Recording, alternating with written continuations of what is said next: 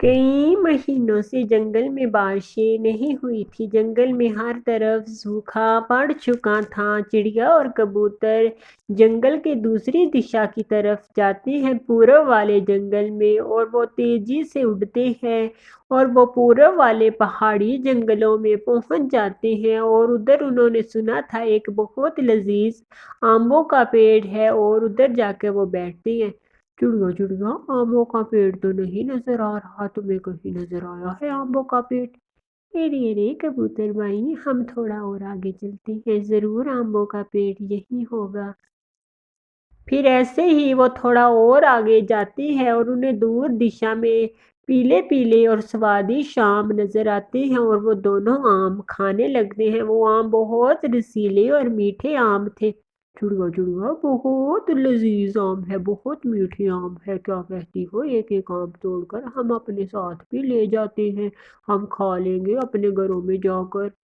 ایسے وہ باتیں کر رہے تھے، آسمان پر گہرے بادل کالے چھا جاتے ہیں اور دوسرے جنگل کی طرف جانے لگتے ہیں۔ وہ بادل اور پورب والے جنگل، ہر دشا میں بادل پھیل جاتے ہیں۔ چڑیا چڑیا، بادل دیکھو۔ میرے کبوتر بھائی، مجھے لگتا ہے کہ بارش آج ہی ہوگی۔ چڑیا چڑیا، بادل تو ہمارے سر پر آ گئے ہیں، دیکھو کتنے کالے بادل آ گئے ہیں، مجھے لگتا ہے کہ ابھی بارش شروع ہو جائے گی، ہمیں اپنے گھر چلنا چاہیے۔ یہ دونوں باتیں کر رہے تھے، بارش تیز شروع ہو جاتی ہے۔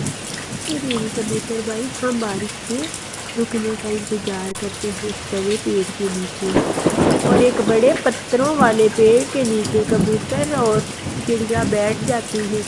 ارے بہت زیادہ بھوجن اب ہوگا کہ کبوتر بھائی؟ ہاں ہاں چڑیا، تم ٹھیک کہہ رہی ہو۔ ایسے ہی اس پیڑ کے اوپر سے لال لال پانی ٹپکنے لگتا ہے۔ چڑیا کبوتر کو دیکھ کر بہت حیران ہوتی ہے۔ میرے کبوتر، یہ لال رنگ؟ چڑیا چڑیا، آپ کے بھی پنکھوں میں لال رنگ ہے، آپ کے بھی پنکھوں میں لال رنگ آ گیا ہے، یہ کس چیز سے؟ میرے مجھے پتا چل گیا، یہ مہندی کا پیڑ ہے، اسے مہندی کا پیڑ کہا کرتے ہیں۔ میری ماں اور میری دادی اور میری نانی اس پیڑ کے اوپر سے پتیاں توڑ کر اس کو سکھا کر اس کی مہندی تیار کیا کرتے تھے، اس کا رنگ بہت سندر آتا ہے۔ ایسے ہی وہ باتیں کر رہے تھے، بارش تھم جاتی ہے اور ہر طرف پرندے چہچہانے لگ جاتے ہیں اور ہر طرف ہریالی ہو جاتی ہے۔ ارے کبوتر بھائی، چلیں ہم اپنے جنگل چلتے ہیں، کچھ پتے آپ توڑ لیں، کچھ میں توڑ لیتی ہوں اور ان کو سکھا لیں گے۔ چڑیا چڑیا، ٹھیک ہے، چلو چلو ہم چلتے ہیں۔ ایسے ہی کچھ پتے چڑیا، کچھ پتے کبوتر توڑ لیتا ہے اور ان کو چڑیا اپنے گھر دھوپ میں آنگن میں سکھانے کے لیے رکھ دیتی ہے۔ اور ایسے ہی پھر چڑیا اور کبوتر کچھ باتیں کرتے ہیں، اور ارے کبوتر بھائی، کل تک یہ پتیاں سوکھ جائیں گی اور پھر اس میں ہم تھوڑا پانی ملا کر مہندی تیار کریں گے۔ ٹھیک ہے چڑیا، میں سارے پکشیوں کو بتا دیتا ہوں کہ رانو کل مہندی لگائے گی سب پکشیوں کو۔ ہاں ہاں ٹھیک ہے کبوتر بھائی۔ ایسے ہی کبوتر چلا جاتا ہے، رات ہو جاتی ہے اور ایسے ہی صبح کا سورج نکل آتا ہے۔ کبوتر طوطے کے پاس جاتا ہے۔ طوطے یار، پتا ہے رانو چڑیا نے مہندی لگانی ہے آج پکشیوں کے، تمہیں پتا ہے؟ اے کبوتر یار، یہ مہندی کیا ہوتی ہے؟ چلو چلو ہم دونوں چلتے ہیں اور دیکھتے ہیں کہ رانو چڑیا کیسے مہندی لگاتی ہے اور مہندی کیا ہوتی ہے۔ رانو چڑیا کہتی ہے کہ میری ماں لگایا کرتی تھی۔ چلو چلو میں آتا ہوں، تم چلو۔ ایسے ہی کبوتر چلا جاتا ہے چڑیا کی طرف۔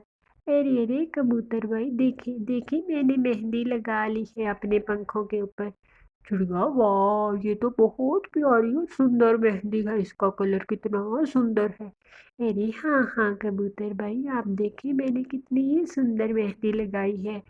پھر ایسے ہی چڑیا کبوتر کے بھی مہندی لگاتی ہے۔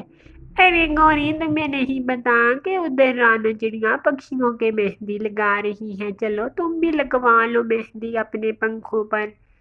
ایسے ہی طوطا کہتا ہے گوری کوی کو، ہائے میں مر گئی، مجھے تو بچپن سے ہی شوق ہے پورے جسم پہ مہندی لگانے کا، ہائے میں مر گئی۔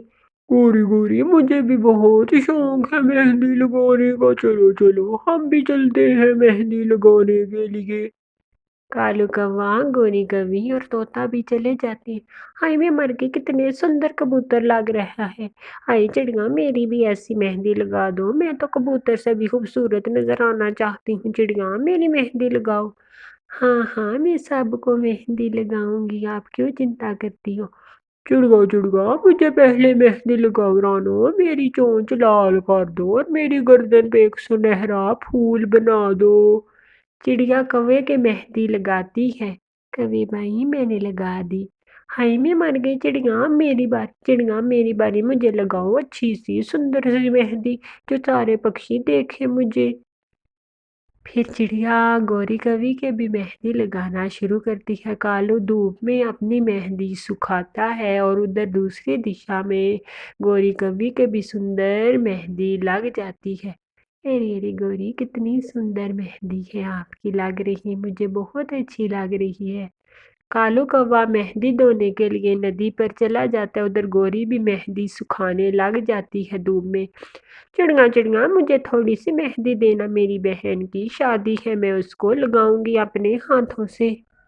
अरे अरे ठीक है गौरी बहन, आप मेहंदी ले जाना। ये कहकर गौरी भी चली जाती है। चिड़िया चिड़िया, कितनी सुंदर मेहंदी आप लगा लेती हो। अब आप इस मेहंदी को रख दो, फिर हम लगाएंगे जब मेहंदी का रंग उतर जाएगा। हाय कालू, क्या कहते हो, इस चिड़िया की मेहंदी मैं चुरा ना लूं। कोरी तुम चुरा लो, तुम मेहंदी चुरा लो, चुरोरी करना तुम बहू भी जानती हो। हाय मैं मर गई कालू, इतनी भी मैं चोर नहीं। ओहो हो, कोरी मुझे पता है तुम जितनी चोर हो जितनी नहीं हो। रात हो जाती है गौरी कवि। आइए मैं जाती हूँ कालू मेहंदी चुराने के लिए, मेरी बहन बहुत खुश होगी मेहंदी देखकर, बोलेगी कि मेरी गोरी बहन मेरे लिए मेहंदी लेकर आई है। चलो कालू मैं चलती हूँ और मेहंदी चुरा कर यूं आई यूं गई।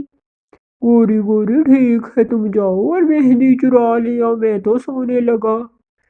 ऐसे ही गौरी कवि रानों के घर की तरफ चली जाती है। रानों को सोया देखकर गौरी कवि रानों की खिड़की से घर के अंदर आती है और मेहंदी वाले मटके में एकदम से गौरी का पैर फिसलता है और अंदर गिर जाती। बचाओ, मुझे चिड़िया बचाओ, चिड़िया मैं इस मटके के अंदर गिर गई, चिड़िया उठो, चिड़िया मुझे बताओ। गौरी की आवाज़ सुनकर चिड़िया उठ जाती है। अरे गौरी बहन, कहाँ हैं आप। चिड़िया चिड़िया, मैं मटके के अंदर हूँ, चिड़िया मैं मटके के अंदर। चिड़िया गौरी को बाहर निकालती है, गौरी पूरी की पूरी लाल हो जाती है मेहंदी से। अरे गौरी बहन, आप तो पूरी लाल हो गई। चिड़िया चिड़िया, अब मैं क्या करूँ। गौरी बहन, ये जब तक रंग नहीं उतरेगा आप नहीं काली हो सकती।